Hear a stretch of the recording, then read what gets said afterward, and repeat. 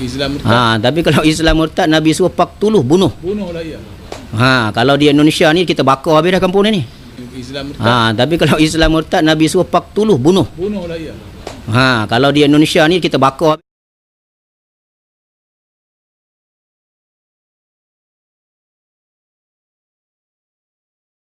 When Jesus was asked about heaven in the Bible, it's quoted as him answering that there's many rooms in my Father's mansion.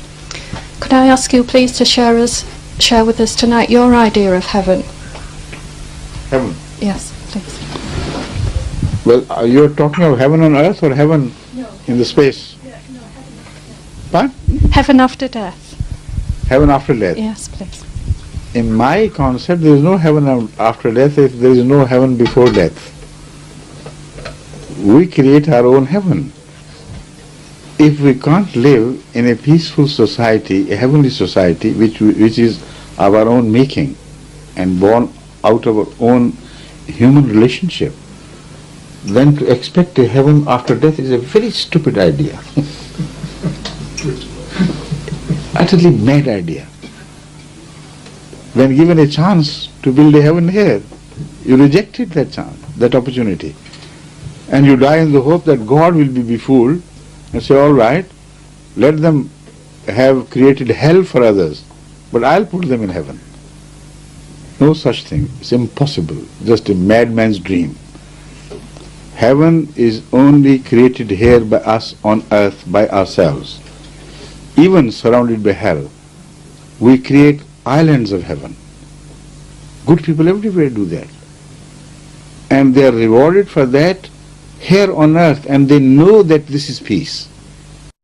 They know what nobility is, and they're rewarded along the course of their life for every good action they perform. They can shut their eyes in peace, knowing that when they created a heaven for the servants of God here on earth, they couldn't expect a bad thing from God, who is more kinder and more benign than they could ever be. But what is the nature of that heaven? According to the founder of the Ahmadiyya community, in his book entitled The Philosophy of the Teachings of Islam, he has also discussed this issue of the nature of heaven and hell. Now, it so happens that this 96 is the same year in which 100 years before this book was published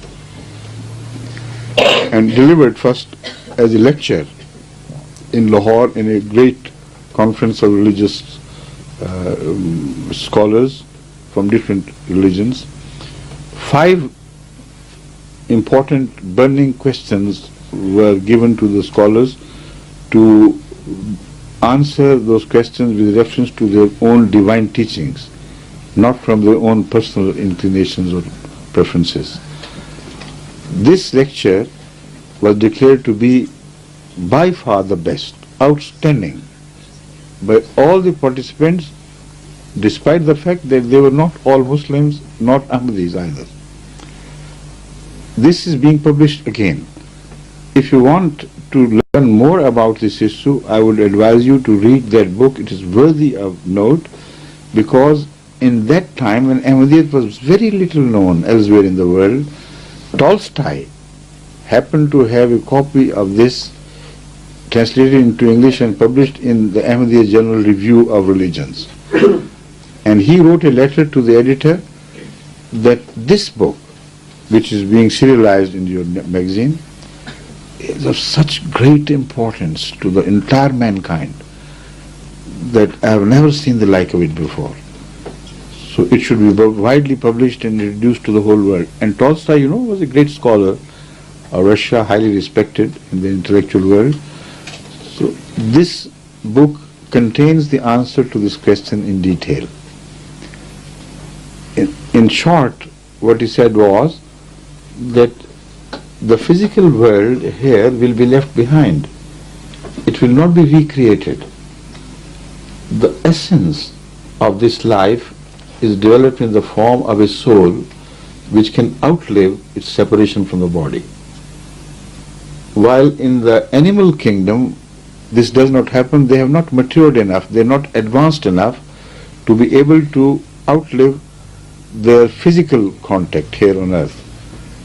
So when the body dies, their soul also dissipates into nothingness.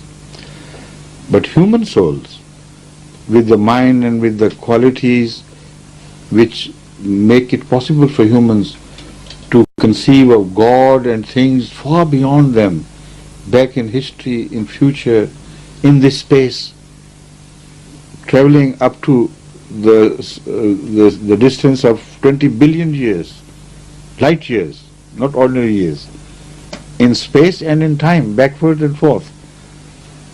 This exceptional evolution of soul, according to Hazrat Masih Maud was with a set purpose, and the purpose was to bring it closer to the Creator.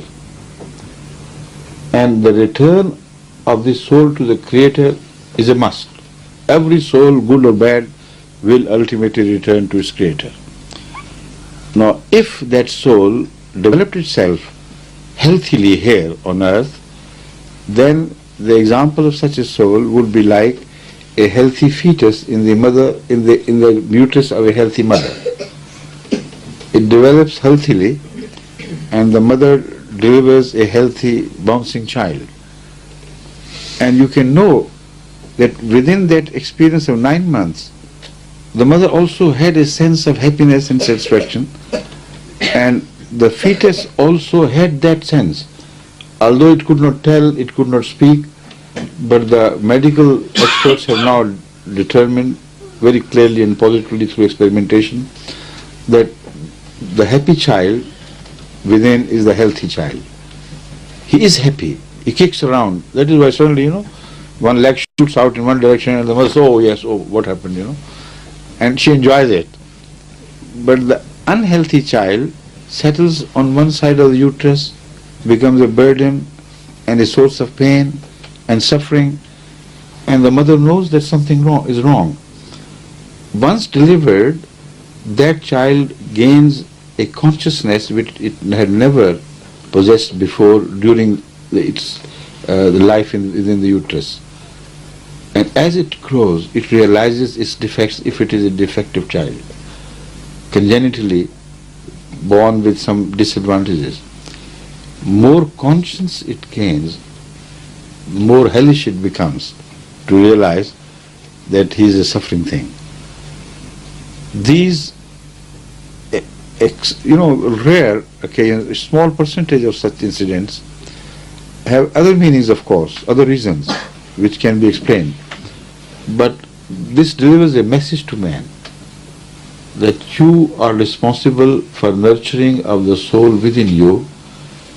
If you are evil, if you are unhealthy, your soul will be deprived of all pleasure when it is delivered into the hereafter.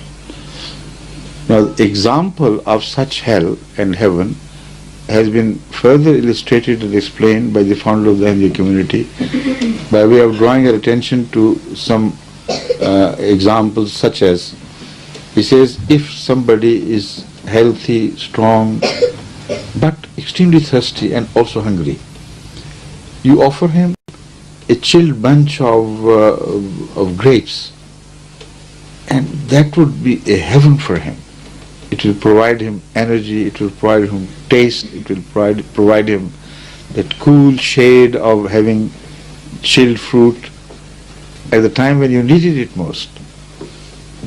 But if a man is, even if he is at the verge of death because he is dehydrated, but he is very nauseated, very much nauseated, you offer the same bunch to him, and he would prefer death rather than to have a taste of one single grape out of that bunch.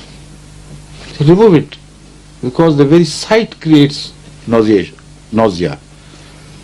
No, it's the same thing. Both require energy, both are needy, both are thirsty. The same thing is heaven for one and hell for the other. So, if we are trained here in such pursuits of pleasure which we will not get in the hereafter. If we abhor the concept of God being discussed daily in our houses, and the memory of God is a punishment, and the pleasure of going to disco is a joy forever, then after death, that will be your hell. Because there will be no disco, no mad music, etc. to keep you company. God will become closer. Here he is seen from a distance because our faculties are not yet fully developed. Faculties, according to the Quran, after the rebirth of man, the soul in fact, will be highly enhanced. He will feel closer to God if he had been in love with God and godliness, if he had been in love with humanity, in fact if he had been in love with the good attributes which are divine attributes, then he will find himself in heaven. Because he will not only be closer to them, he will be able to enjoy them with far more enhanced sensibilities. So, you see what hunger does? It enhances our capability to enjoy food. That's all it does to us. After creating urge, the more hungry you are, the more you are capable of enjoying things. So if you have been craving goodness here on earth, and suddenly you are brought closer to that, and your craving, sense of craving is also enhanced, and your requirement or feeling of dearth without them is powerful here. When suddenly you are brought closer and your faculties are enhanced, this is heaven. But it will be sort of materialized, not materialized, but presented not only in emotions, but in figures as well. Like in dream, we see gardens, like in dreams we experience some pleasures of all sorts in fact. And sometimes the dreams are so clear, so powerful that we feel that what we are witnessing is the real life. Hazrat Masih has given the example of that dream, but said that is only a human psychic experience. If dreams are realized, and God can, without creating matter, just by creating a spiritual entity which has that capability of enjoying goodness, which will also be given a sort of form, image of trees, of fruits, of gardens and things, then this will be a heaven which you cannot conceive here on earth, but you can guess a little bit that it will be something of the pleasures you have all been seeking, but you have never been able to have pleasure to the utmost of your desire. There you will have it as you desire.